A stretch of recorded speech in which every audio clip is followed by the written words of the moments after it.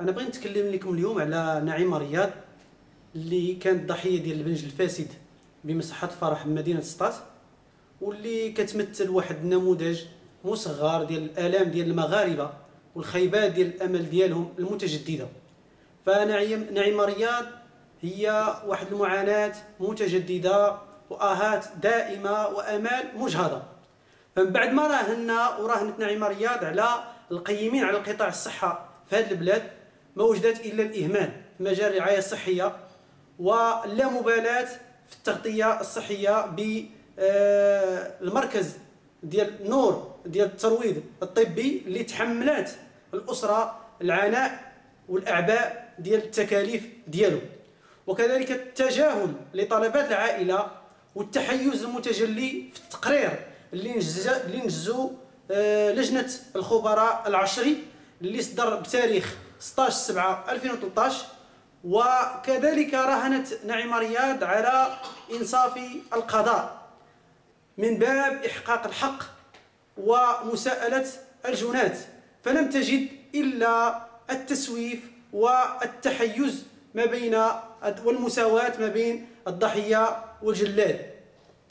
وتجلى هذا الامر فيما يخص بالتقرير الصادر عن قاضي التحقيق بابتدائيه سطات، واللي قرر فيه عدم متابعه الاطباء وعدم متابعه صاحبه المصحه. ونتساءل ونستغرب، استغربنا كثيرا لهذا القرار، لان كان املنا كبيرا في انصاف القضاء، كما كان امل الاسره معلقا على اظهار الحق ومعرفه السبب الذي ادى الى هذه الحاله المأساويه اللي كتعيشها نعيمه رياض، واللي كتعيش بجسم اكثر من نصفه مشلول وميت، بعد ما كانت مملوءه بالحيويه مملوءه بالنشاط، وكانت تؤدي وظيفتها كأستاذة تعليم ابتدائي في ظروف جيده. هي الان اصبحت مشلوله، اصبحت غير قادره حتى على رعايه ابنائها واسرتها وبيتها،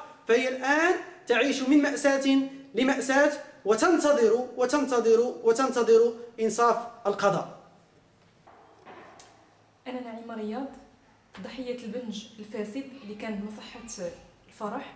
اول شيء اشكركم على وقوفكم بجانبي طيله هذه المده. الان انا في البيت ديالي بغيت نشارككم معايا المعاناه اللي كنعاني. الان انا حبيسه البيت. علاش؟ لانني كنسكن في الطابق الثاني، خاصني الا بغيت ننزل خاصني اللي يهبطني من الدروج، خاصني الا بغيت نقضي شي حاجه خاصني ضروري شي حد يكون معايا، في حين انني قبل كنت كنقضي الاغراض ديالي كلها بوحدي. دابا خاصني ضروري شي حد، ضروري الاعتماد. وليت على كيما وليت على المجتمع، وليت على الاسره ديالي اللي ما يخفاش عليكم اني تحرمت منها عام وانا خارج البيت ديالي. تحرمت من وليداتي، ولدي اللي ما رضعتوش وما هزيتوش، وتحرمت منه عام. لحد الساعه انا لازلت محرومه منه، لانني ما نقدرش نهزو. الدري كيتحرك بزاف، يعني ما كيبقاش معايا طيله الاسبوع، كينقضي معايا غير نهايه الاسبوع. كيف يعقل ان تحرم من الرضيع ديالها؟ شنو هو الذنب اللي ذنبت انا تنتحرم من الرضيع ديالي؟ علاش؟ انا دخلت المصحه وانا بكامل الصحه ديالتي، خرجت في هذه الحاله هذه وقتها. علاش؟ اللي كنت كنتسنى ان القضاء ينصفني، اللي كنت كنصبر راسي ان القضاء غادي ينصفني. فاش نزلت قد امام المحكمه، نزلت وانا الجزء الميت في الجسم ديالي اكثر من الحي، ومع ذلك لم انصف. علاش؟ ما عرفتش علاش. انا بغيت نعرف الان. السؤال اللي كنطرح هو علاش ما تنصفتش؟ وشنو السبب اللي خلاني انا وليت بحال هكا مشلوله؟ كتقولوا ماشي البنج، ماشي وشنو؟ انا في حين انا اصر وكنقول لهم انك دقات لي البرا في ظهري، حسيت بالحريق. انا كنقول هنا بان انا ماشي ما دقوش لي البنج، دقوا لي ماده سامه حرقت لي الغشاء النخاع الشوكي كامل. اذا لو كان هذا البنج صالح ولا هذا ماشي فاسد وماشي هذا، ما غاديش يطرى لي انا بحال هكا. في حين انني ما كنعاني لا من شي مرض، ما كنعاني حتى شي حاجه اللي ممكن انها تسبب لي في هذه الحاله بحال هكايا. انا بغيت نعرف شنو هو السبب، بغيت نعرف السبب الحقيقي اللي وصلني لهذه الحاله. الا هاد الناس تبرؤوا في الدنيا، ولكن الله انا ما غاديش نسمح لهم، ما غنسمح لاي واحد سبب لي، ما نسمحش لهم لا دنيا ولا اخره. اي واحد سبب لي في هذه الحاله هذه وحرمني من ولادي، وخلاني وليت عالة على الاسره ديالي وعالة على المجتمع وعايشه في رعب ان ما يمكنش اي شخص غيصبر على هذا انه يكمل الحياه ديالو مع انسانه مشلوله.